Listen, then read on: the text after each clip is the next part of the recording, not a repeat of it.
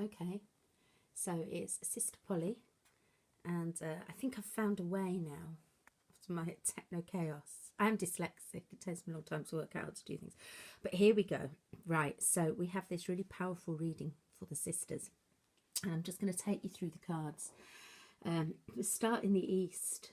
So the East card that we have is Earth, All That Is. And this is a really powerful card. It's a very solid grounding one to be in the East. The East kind of relates to dawn, and it relates to new beginnings, and it relates to kind of seeds and things that have potential but might not have quite kind of come into their own. So the Earth, All That Is card, as shown here, is about balance and synthesis.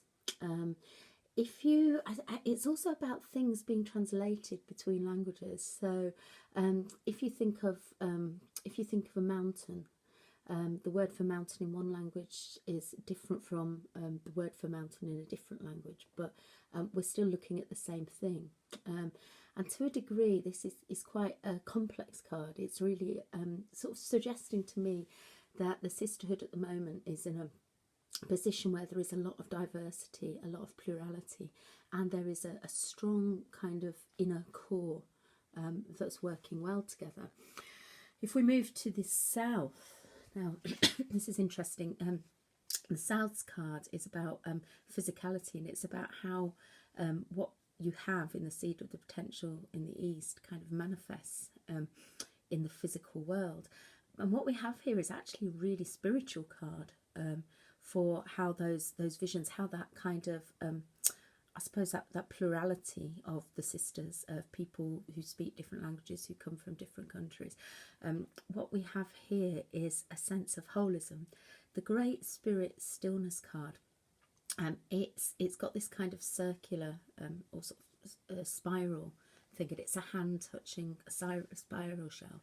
And it's really about reflection, and also about a kind of sense of being able to think deeply about where we're at, to reflect on where we're at as a movement, and for each person and each house within the order to really think and reflect inwardly. It suggests that we're going through a period as a movement where we're very reflective. We are looking for the deeper truths in what we're doing and why we're doing what we're doing. So moving to the West card, the West card's often about struggle and conflict. It's the Autumn card. It's the card that's kind of about when things are a bit uncertain, twilight, the sort of the unknown, when autumn comes and the trees lose their leaves, and you're not quite sure that what's going to happen. The nights are getting darker. So Earth incarnation, again, it's about plurality. It's about languages. It's about people having different identities, and the fact that we all have many different sides to us. And it's about how best we can grow. Earth incarnation in the West. I'm actually going to, I've never seen this in this placing before. So what I want to do, just stop me babbling too much, is just have a quick look in the book and see what Judith Pintar actually says about it. I will apologise to Judith Pintar actually, because I'm probably going way off beam actually in what she actually says in her book, but that's a habit from me doing the cards for so long. Hang on, right, oh, okay. Earth incarnation, in this position, oh, okay, this is good. She says, lessons in joy, joy in abundance, examine your resistance to the physical world. So there's something quite interesting in that, because I wonder if as a movement, what that's asking us to do is think about how we can get ourselves out there more. I'd say that's really what this card's about in the West. There's maybe a kind of tension for us, whether it's because we have the internet, which in some ways enables us to create lots of things, but not really maybe connect to people on the ground. There's a possibility that it's about that. There's a possibility there's a need for houses to think, how can we be more radical? How can we be more present in some ways? So maybe that's where the struggle comes. But it's all about joy. It's about finding our joy as sisters and just really enjoying what we have. Moving quickly on there, this is the one card that's about the future. It kind of brings together this little cycle of the three cards that we've had already. It's the North card. And this, again, it's very similar actually to this card. It's the South All That Is card. And what you see here is you have winged creatures and water creatures just really, really enjoying their physicality. It's all about play. It's about enjoying sunshine, enjoying water, enjoying our physical natures, enjoying our sex lives, enjoying our bodies, enjoying our food, our drink, our sleep, whatever we take or have that makes us feel good. And it's really just about playing. It's about playing. So I think from what I'm seeing of the San Francisco WhatsApps at the moment, there's loads of playing going on. So we're really doing this, and this is what we've got to learn as an order.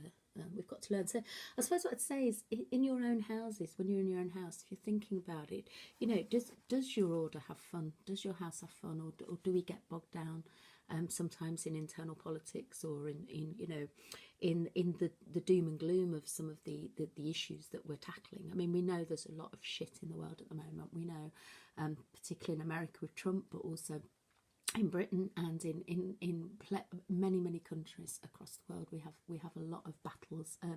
It's sometimes with the LGBT movement in particular, it can be, you know, one step forward, 3 steps back with progress, and we you know, it's a constant battle. And we face a lot in our lives, and I think what these cards are sort of saying to us as sisters is enjoy the play. You know, find a way of connecting it to the physical world and to tackling those things, but we need to play. Okay, so moving on. Again, it is amazing actually how these cards are really working together. It's a very powerful reading, this actually. I haven't seen a spread like this for a long time. And these last 3 cards, this one relates to the internal world. It's about, you know, a kind of an internal reflective thing. So this is again about us as individual sisters. I mean, it links very much to this one actually. But it's about us as individual sisters or individual houses, just taking time out. I mean, it's a feminized card. It's a figure of a woman, ostensibly. Though, I mean, it could be a sister with their veil in the nudie. Actually, I think that's how I'm going to read it anyway. Sister with a veil in the nudie. Just taking a little bit of time out to look at themselves in the stream. And streams are very powerful because they're ever moving. And there's some ancient story or other. I can't actually quite remember what it's about, but it's about, you know, just taking a moment to kind of put your hand in the stream and pull out the water, maybe have a bit of a drink. So it's really about looking within ourselves and finding that stillness. External situations for the houses. Now this is an interesting one. This is South Transcendence. And this is all about change, and I guess we as an order, we've been going for 40 years, and there are many generations of us. There are a number of nuns of the above that we celebrate, that we miss, that we give gratitude for, and thanks for, and healing for. And in some ways there's a sense that maybe the order worldwide is in some ways changing. We have younger people, sometimes houses fold, sometimes nuns retire. There's changing, there's always changing. And what this is about, it's about the inevitability of change. And the idea that you've got these mountains and the river, and the idea of this card is that even the highest mountains wear away, and even the fastest, most vibrant flowing rivers, they run dry, and so change is inevitable.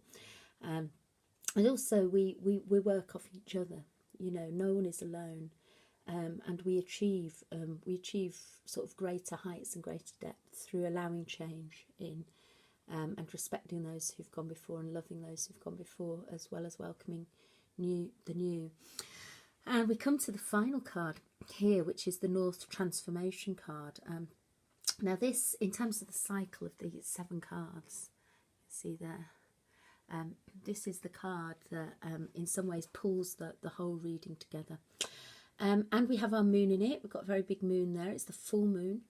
And as you can see, it's pulling, it's having this magnetic pull on the oceans. You've got these amazing swirly oceans here, and it's about reciprocity. I can never say this word hard. Reciprocity. It's basically, you know, we're all dependent on one another, and everything in the earth and in life is connected. Everything has a cause and effect, and you have here this inevitable tidal pull of the moon. Oh no, hold on. Which way around is it? Anyway, moon and the sea have this relationship where the moon affects the sea and churns up all things. And in the sea, there's all manner of creatures. And I think, again, this relates a little bit to the diversity and the plurality that we see in these, that we are all different. Every single sister and every single house is totally different and totally unique and has so many depths that we can't see them, we can't fathom them. And when we come together, we're a powerful force. And all sorts of things come from us. So I think this card really is pulling together. It's sort of saying that the order, in many ways, we need to trust our collective wisdom.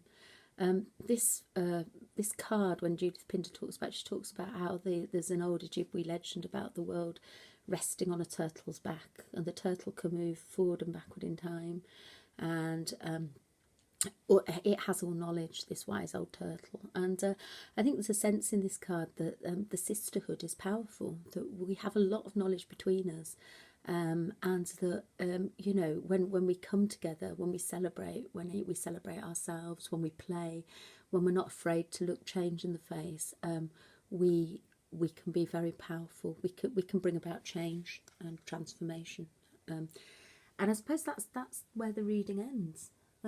So it's a really powerful reading for a pink full moon.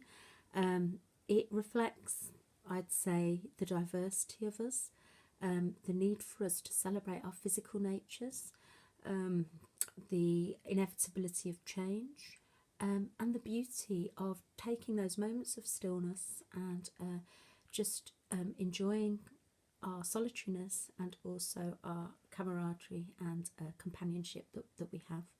So on that note, I let me just see. Oh yes, in my hot chocolate. Talking of the physical nature, my hot chocolate needs drinking, and I just I don't know how to turn it round, but if I just turn myself round, I don't know if you can see me there because I'm not very technological. But this is Sister Polly, just saying happy 40th birthday, the Sisters of Perpetual Indulgence, and I'm very happy and proud to be part of this worldwide organisation, and I'm sending you joy and love and healing and all good things in the world. Okay, have fun, sisters. Lots of love. Night, blessings, love and sparkle. Sister Polly. And that's the reading.